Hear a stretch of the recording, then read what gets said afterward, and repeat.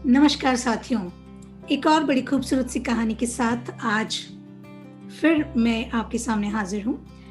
मज़ा आ जाएगा आपको कहानी सुन के और कहानी से जो सीख मिलती है वो बहुत काम की है। तो ये एक तिब्बती कहानी है।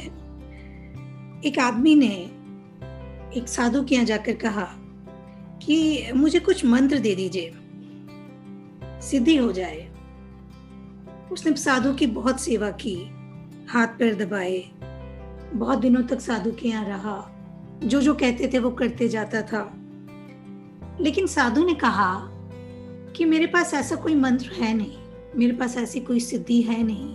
मैंने सिर्फ इतना किया है क्योंकि सांसारिक बहुत सारी चीजों से मैंने अपने आप को अलग कर लिया था, इसलिए मेरे पास अपने मन को, अपने दिमाग को काबू में करने का और मजबूत करने का बहुत सारा समय था। तो मैंने अपने ध्यान और मनन की गतिविधियों से, अपने पढ़ने और लिखने की गतिविधियों से अपने मन को मजबूत किया है। बस इतना सा काम मैंने पिछले 50 सालों में किया है। मेरे पास और कोई मंत्र तो है नहीं और कोई सिद्धि भी नहीं है। लेकिन वो व्यक्ति मानने को तैयार नहीं था। कहता है कि ये तो आपका बड़प्पन है, ये तो बड़े लोगों की विनम्रता है जो ये कहते हैं कि उन्हें कुछ नहीं आता है।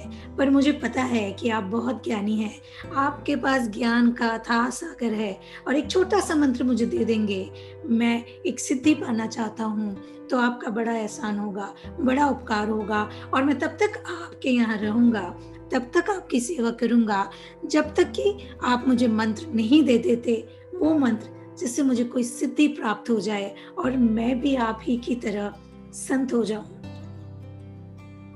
संत ने सोचा कि ये बंदा मानेगा नहीं, ये सुनेगा नहीं।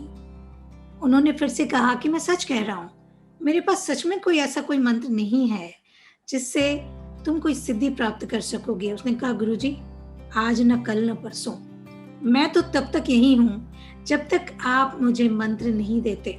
संत को समझ में आ गया कि जिद्दी आदमी है, मानेगा नहीं।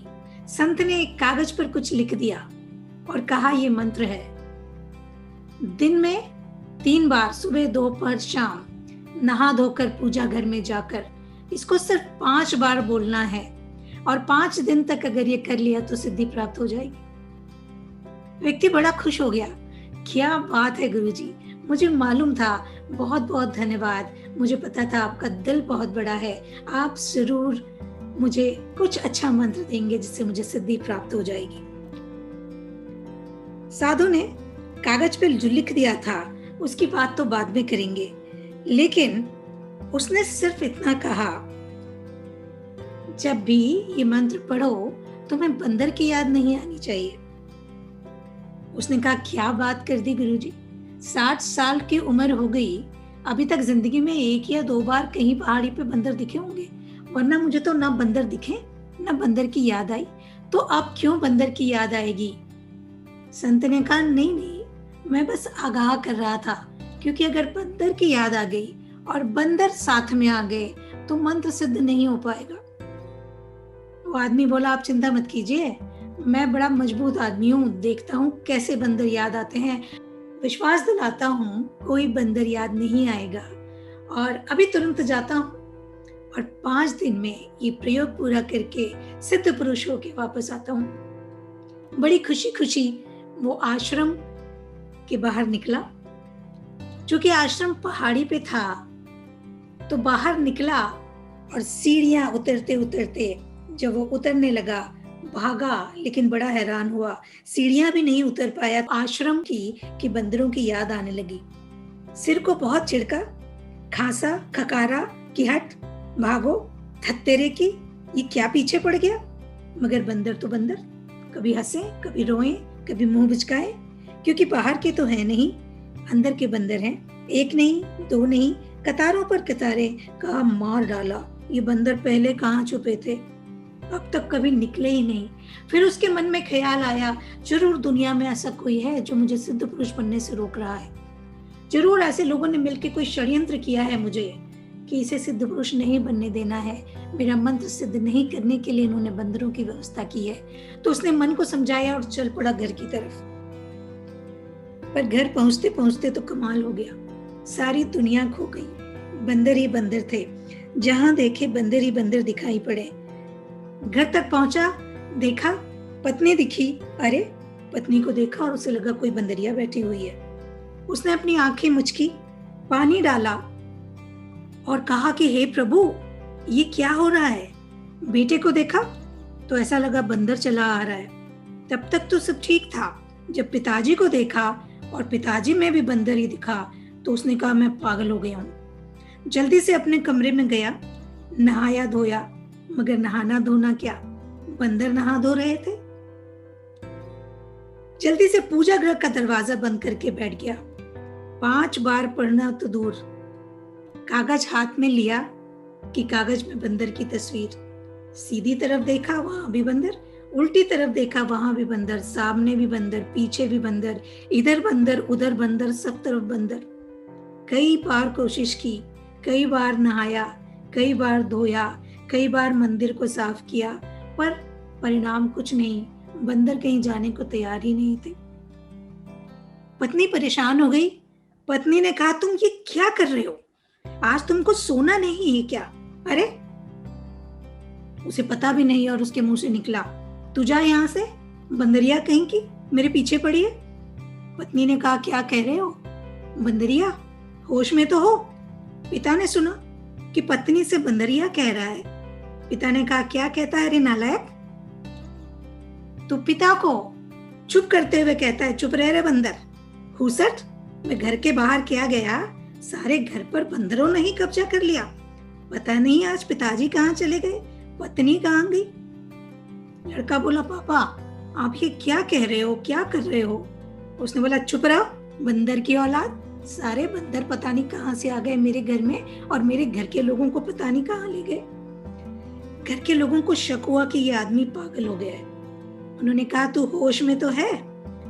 पकड़कर उसको कांच के सामने ले गए और कहे, देखो कांच में क्या दिखता है। बात मजाक की नहीं है।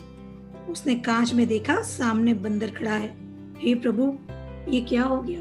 मैं बंदर कैसे हो गया? उसने अपने मुंह पे हाथ फेरा कि मैं आदमी था, भला चंगा था। ये कौन सी सिद्धि हो गई कि दर्पण में बंदर दिखाई पड़ रहा है। तुरंत वापस पहुंचा साधु के पास भागता हुआ और वो कागज उसके ऊपर फेंक दिया। यह संभालो तुम्हारा मंत्र, मुझे नहीं करनी कोई सिद्धि। इसकी शुरुआत ही नहीं हो पाती है। सबको मार डाला, मुझे ही नहीं मेरे परिवार को भी मार डाला। और ये तुमने क्या बात कह दी कि बंदर को याद मत करना, बस सारी अड़चन उसी से हो गई। वो जो कहा था ना, याद न करना, बस सारी अड़चन उसी से हो गई। और मैं यहाँ से निकला और यहाँ तक वापस आया तो बंदरों ने मेरा पीछा नहीं छोड़ा। मुझे कोई सिद्धि नहीं चाहिए, मुझे कोई मंत्र नहीं चाहिए। ये अपना मंत्र अपने पास रखो और आज के बाद किसी को ये मंत्र मत देना। साधु हंसा, बोला, मैंने तो पहले ही कहा था कि मेरे पास कोई मंत्र नहीं है और किसी एक मंत्र को साधने से 5 दिन सिद्धि नहीं मिलती है। सिद्धियों के लिए जिंदगियां लगती हैं, वर्षों लगते हैं, डेडिकेशन लगता है, बहुत कुछ लगता है जो तुम्हारे पास नहीं है। और एक छोटे से मन को बस में करना ऐसा लगता है कि बहुत आसान है, लेकिन मन कैसा होता है? बचपन में जब एक छोटा सा बच्चा होता है और माँ उसे समझाती है कि बेटा उस कोने में मत जाना, वहां पे गड्ढा है, वहां पे बाबा आता है। लेकिन जैसे ही माँ थोड़ा सा इधर उधर होती है, बच्चा सबसे पहले उस कोने में जाता है जहां जाने के लिए माँ ने मना किया था। और ये मन जिंदगी भर ऐसा ही रहता है। जब तक आप इस मन को अपने बस में नहीं कर लेते, जब तक आप इस मन के मालिक नहीं हो जाते, जब तक ये आपका मालिक रहेगा, ये आपसे वो सब करवाएगा जो आप कभी चाहते नहीं थे, जो आप कभी सोचते नहीं थे। तो सबक ये इस कहानी का कि अपने मन को अपने बस में करिए, नहीं तो आपका रिमोट कंट्रोल न जाने किस किस के पास जाएगा। किसी के कहने से आप रोओगे, किसी के कहने से आप गाओगे, किसी के कहने से खुश रहोगे, किसी के कहने से दुखी हो जाओगे। इसीलिए कहते हैं मन के जीते जीत है, मन के हारे हार। तो मन को जीतिए, स्वस्थ रहिए, अपनी इच्छा शक्ति मजबूत करिए, अपनी हिम्मत को इकट्ठा करिए, अपने जुनून को इकट्ठा करिए। कोई भी चीज, कोई भी सिद्धि, कोई भी अचीवमेंट एक दिन में नहीं मिलता, पर उसकी शुरुआत तब होती है जब मन आपके बस में होता है, जब मन आपके कहने पे चलता है, आप मन के कहने पे नहीं चलते। आप बार-बार ये नहीं कहते, मन नहीं हुआ, मन नहीं किया, मन नहीं चाहा। यदि तुम्हारा मन ही तुम्हारी नहीं सुनता, तो दुनिया क्यों सुनेगी? तो याद रखिए, मन को बस में करिए और यही शुरुआत है ज़िंदगी में कुछ भी अचीव कर लेने की, कोई भी सिद्धि पाने की, शुरुआत करने की। अगली कहानी के साथ आपसे कल फिर मुलाकात होगी। तब तक के लिए अपना ध्यान रखिएगा।